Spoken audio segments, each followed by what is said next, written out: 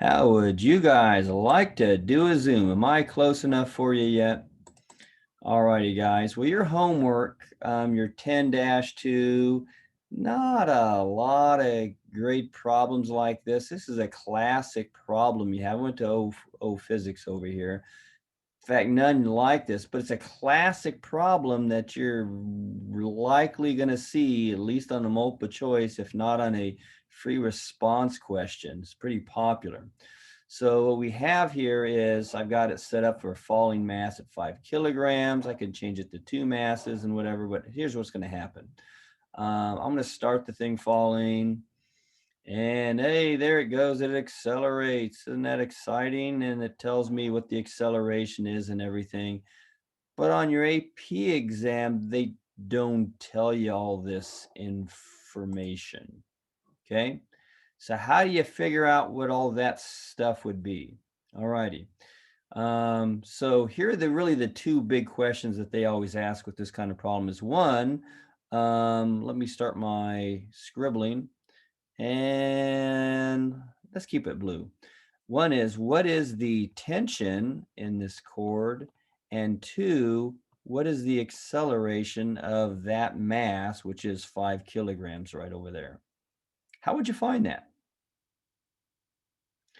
So one way to do that is, well, we're assuming there's no friction, but we have they're calling it a pulley mass. This is a solid cylinder that I've picked out. You could do a cylindrical shell for this thing. You could do the spherical shell, and let me do this second. You could change to that. That's going to be even slightly easier math, maybe. Not as easy math because there's some different, the mass is distributed a little differently. It's not tough math, but we'll just do that one. Okay, let's go back to the annotation stuff. So how in the world do you find the tension and the acceleration? Well, so what we're going to do is we're going to separate this into two kind of problems. We're going to separate this into, let me have a little more space into this. If you don't mind, I'm going to let this run for just a moment, and maybe they'll show me some numbers, maybe they won't. Let me start. Oh, good. I paused it before they could give me numbers. And then, so let's separate this into two different systems. So we have two unknowns here. So to solve that, I need two different equations. I need one equation for that system, and I need one equation for my yellow system over here. Okay. So I circled them because I'm going to make them into two independent systems, because I'm going to make two independent questions out of that, because we've actually learned how to do this stuff last semester during your second quarter. Okay. So we're going to look at all the forces that are involved on this mass over here. Being 5 kilograms, that means gravity yanks down on this with 49 newtons of force. Okay. Now there is a tension force pulling back up onto this thing. Now this is an external force outside of this circle. This is an external force outside of the circle tension, but we know it's less than 49 because it is accelerating downward. So we're going to do a Newton's second law of motion on this. We're going to do a little FMA action on that. So we're going to sum up all the forces. That means we're going to take the 49 newtons, which is this force down here, the weight of this thing, the mg. We're going to take that 49 newtons minus the tension, which we don't know yet, and that's going to equal the mass, which is this, and we actually know that mass. That mass is 5 kilograms. But what we don't know is the acceleration of that thing. So once again, we have two unknowns. Well, what do you do when you have two unknowns? You need two equations. So now we're going to go back to this, the yellow circle over here, and start a new equation. Well, guys, this pink thing's going in a straight line. That's why we use straight line stuff. This thing's going in a circle, so now we're going to use circle stuff. We're going to use the old torque. This is the Newton's second law, but in a circle. So instead of a force, unbalanced force, it's the sum of all torques. acting on the mass-like thing, which the inertia thing, which is the moment of inertia,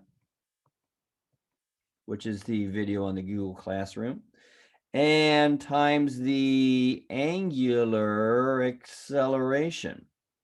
Instead of the tangential or straight line acceleration, linear acceleration, which is straight down in a circle.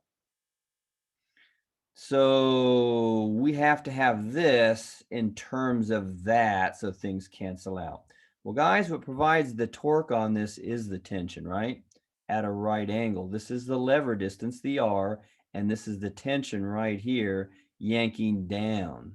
So here the tension yanks up, here the tension yanks down. It's the same amount. One part of the rope can't pull harder on the rope than the other part of the rope pulls on it. That's that action-reaction law thing. So the sum of all torques, that's the only torque we have on this system. We're saying there's no friction on this to add a resistive torque to the system. So if that's the only torque, so now that's the torque. I'm going to use the big T, this is not a torque, that's a tension. It is confusing. The squiggly little tiny tau, that's torque. This tension times that R, that's the force. That force times that R. So that tension cross the R, or R cross the tension actually. Now here's the thing. This is a disk. So in that other video we talked about if we have a solid cylinder, the moment of inertia of a solid cylinder, you can look that up, is a 1/2 mr squared. So how do you know that? You look it up. It's in that other video, and we've already talked about it at this point by the time we're watching this video.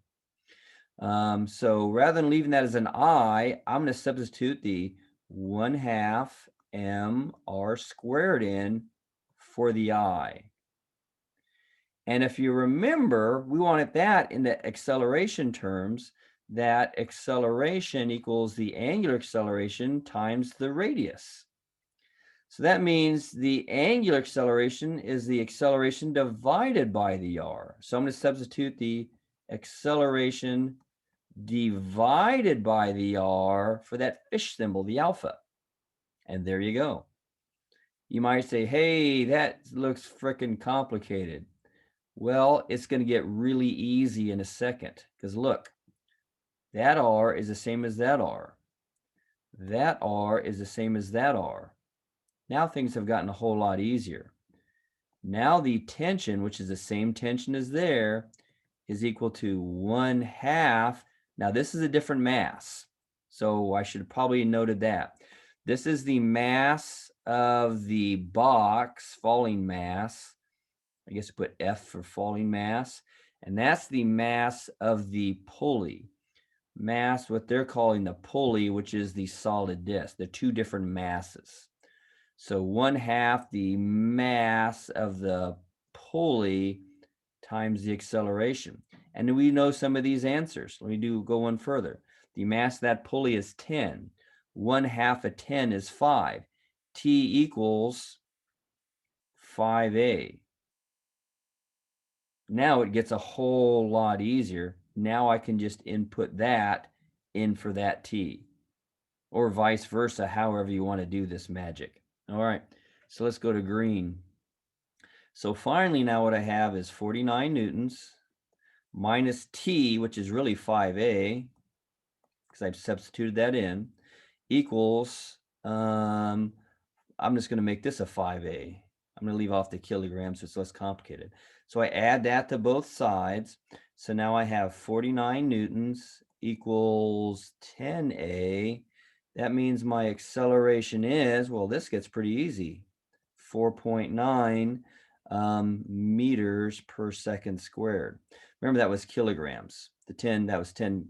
I left it off, but that's a kilogram. So Newton per kilogram is a meter per second squared. Boom, shakalaka. So there is one of my answers.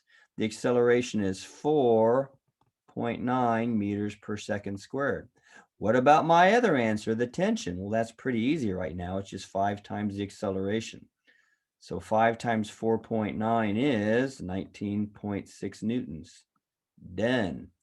And if I want to make sure I'm right on all of this stuff, all I do is I just push start and my entries are going to pop up. Now the tension will not pop up. That is not one that tells me. It tells me the torque, not the tension. But it will show me that my acceleration is 4.9 unless I screwed something up. And there it is, 4.9. It says the tension is, looks like 36.75. Well, all I have to do is divide that by my radius, 1.5, and you're going to get your 19.6. Because remember, your torque is your tension times that. So if you wanted to check the tension, the other way to do that is to take their value of the torque, which it looks like is 36.75, 36.75 divided by 1.5, which is the lever arm, which I didn't have to actually know the lever arm, if you remember. And maybe that's not really 36.75 because they're getting a whole different value for that. Oh, wait a minute. My math isn't so good. I tried to do that in my head. Whoops. 5 times 4.9 is actually, in realidad, 24.5. Whoops. My bad. There it is. All right. Well, it's not a video unless I have one screw up, guys. You're welcome. All righty. So that's how you do that kind of a problem. The difference would be if you were to use a solid sphere, the only difference is this is a 2/5 mr squared. If this was a spherical shell, that's a 2/3 mr squared. That's the only thing that changes. If this was a cylindrical shell, there's no 1/2 there, it's just mr squared. That's the only thing that changes. But when you do stuff like that, now it's got a greater moment of inertia. When I start it all over again, the acceleration will be less than 4.9.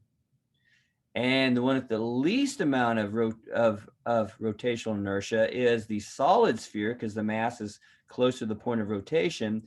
This is where the acceleration is going to be the greatest. It's going to be greater than 4.9, but it'll be the greatest out of all of them for everything else being the same. It's at 5.44. Okay. All righty. So before I push stop on the whole video thing here, I do want to clear all those numbers out, but there's also one thing I want to make sure you're very clear on as well. Clear all drawings, because chances are you might see one with 2 masses. Okay, guys, that might make you say, Dios mio, because now we have 3 unknowns. We have the tension on the red side, we have the tension on the blue side, and we have an unknown acceleration. How many equations are you going to have here to solve for 3 unknowns, guys? 3. So because you have 3 equations, it takes even longer to solve this thing out. It's pretty unlikely that you're going to get this kind of a problem on an AP2 test. But what you will see is, how does the tension on the red compare to the tension on the blue? Well, before, what you learned when this was massless, this thing was massless, it's the same tension. It's not massless in real life, guys. This blue one has to accelerate this plus the red one. Because the blue one is accelerating 2 masses, this mass plus this mass, this tension here is greater than the tension in the red. This thing only accelerates the red. This string accelerates this mass plus the red one. In reality, this tension's greater. All right, that's it for that. So let me stop that action and stop the recording.